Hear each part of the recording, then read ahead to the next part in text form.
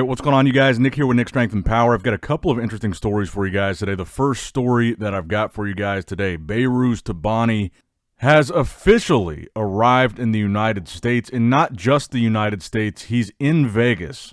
There's a video now posted today on the Cult Fitness Las Vegas Instagram page of Behrouz meeting up there with Milos. So he is officially there in Vegas, confirmed he's competing. So he got his visa, he got to the States, he's in Vegas, and he has a week until the show. So he's 100% in, he's doing it, he's here. Now, I thought another interesting detail of this was Milos posted after seeing Behrouz that now that he's seen him, he thinks that Behrouz can win. And he does also include the caveat biased coach because that's kind of a moniker that he's been given. And so I guess my question for you guys is, do you think there's a chance that Behrouz can win the show? I think really there's a chance for anything. I think the most likely outcome is that Behrouz will be in the top 6. I think he's almost certainly going to be top 10. I could see him maybe as high as 4th, but I see him really probably in that 4 through 6 range, somewhere in there. But I 100% think that Behrouz is the real deal, and I think that's why so many people have been pushing for him to be able to compete at the Olympia, because I think everybody kind of knows he's going to do well, and that he probably is one of the top 6 or top 10 best in the world, and he belongs up on that stage. So I would kind of predict Behrouz, I'd say 5th would be a good spot. But let me know what you guys think in the comments down below. Where do you see Behrouz Tabani placing at the 2025 Mr. Olympia? Now, next up in the news, also from the Cult Fitness Las Vegas Instagram page, Neckzilla Rubiel Mascara has arrived. And we got a very brief glimpse of what Neckzilla is looking like, a very brief posing video. He's wearing a tank top and shorts, but you can see a little bit of how his physique is looking. I tried to slow it down and zoom into it here for you guys. And it's really hard to say just from this clip alone, but honestly, what I'm seeing here, he looks very soft to me. You can see the splits in his legs. He pulls up his shorts a little bit so you can see his quads.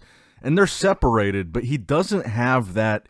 He just doesn't look dry. He doesn't look very conditioned. He looks big and full, but he just has a soft look to his arms, his shoulders, his legs.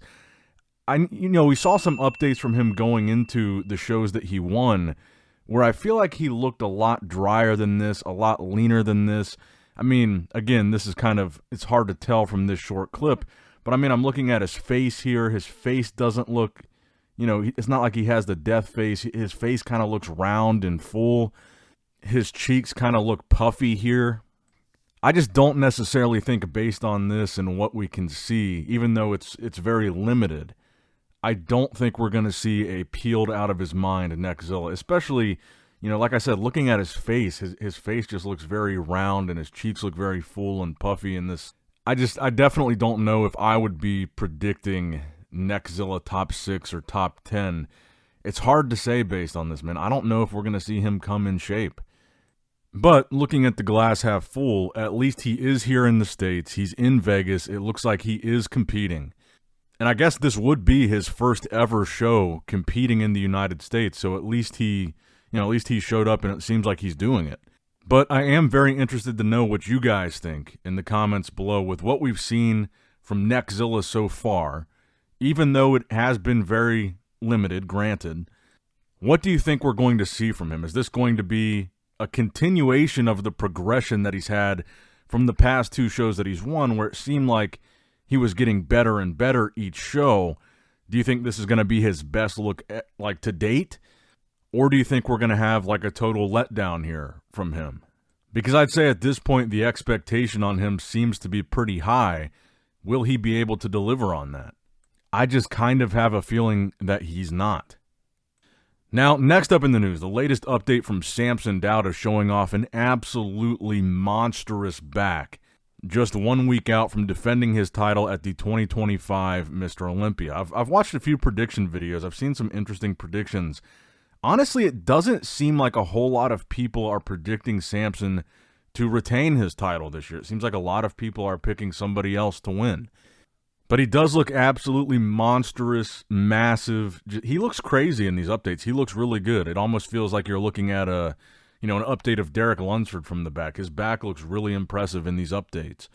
Will it be enough is the question. I mean, it would go with the trend if Samson does not retain, because we have not had, between Derek, Hadi, Samson, we have not seen any of them retain the title yet. So kind of go with the trend if Samson doesn't retain it this year. And I think that's really the interesting question with these Olympia predictions is if Samson doesn't retain the title, does that mean that we're going to have somebody like, Hadi or Derek become the first two-time champ that we've had since Big Ramy? Or will we have another brand new Olympia champ that's never won before? Let me know what you guys think in the comments down below, and I'm probably going to be doing my prediction video at some point this weekend.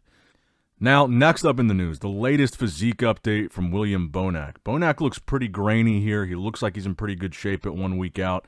And this is the other interesting thing, is like when you look at the top 10 from last year, Bonac was in 7th place. Bonac looks great in these updates. He's had a great year. He was 2nd at the Dubai Pro. He was 2nd at the New York Pro. He was 4th in Pittsburgh, 1st in Detroit, 5th at the Arnold. A pretty good year overall for Bonac. Will it be enough for him to find himself back in that 7th place spot?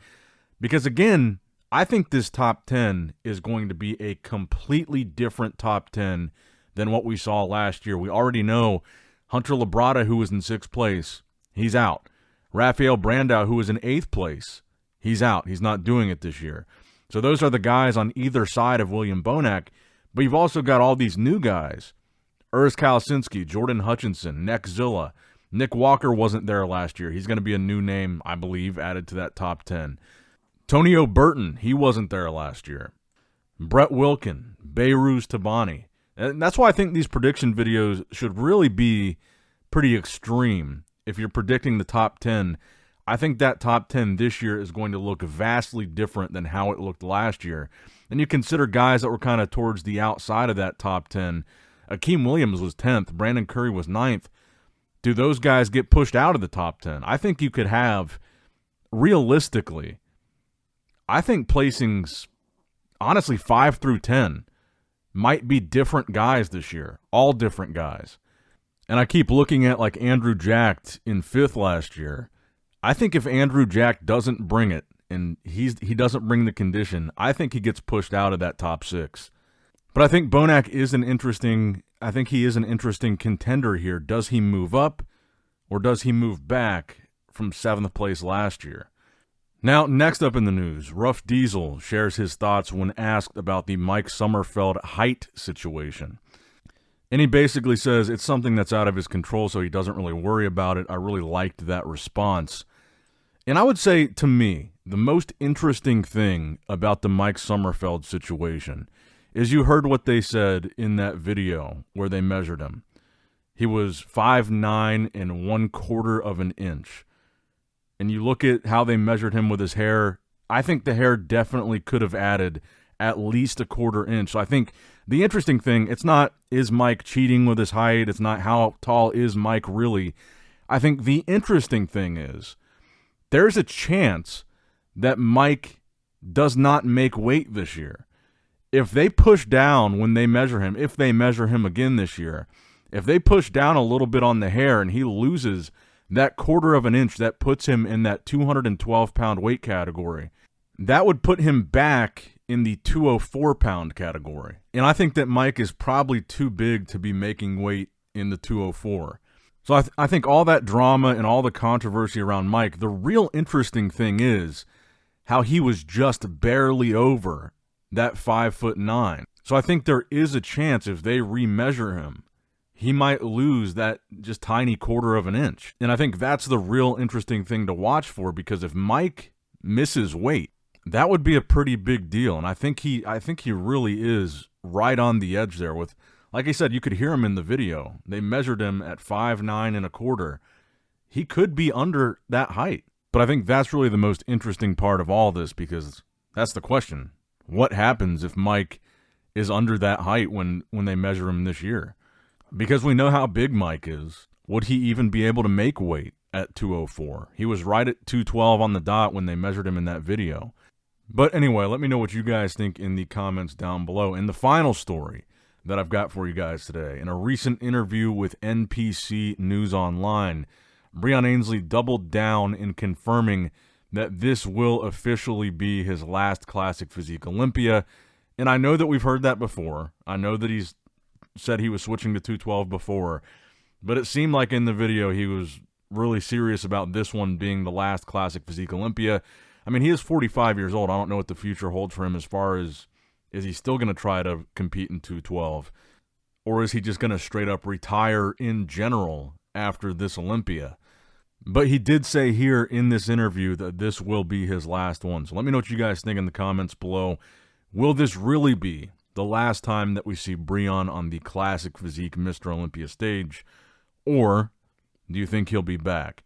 That's going to wrap it up for the video today, guys. I hope you did, in fact, enjoy it. Make sure you like the video, subscribe to the channel, click that bell notification icon if you have not already. And as always, I love you guys, appreciate you guys. Nick Strength and Power, signing out.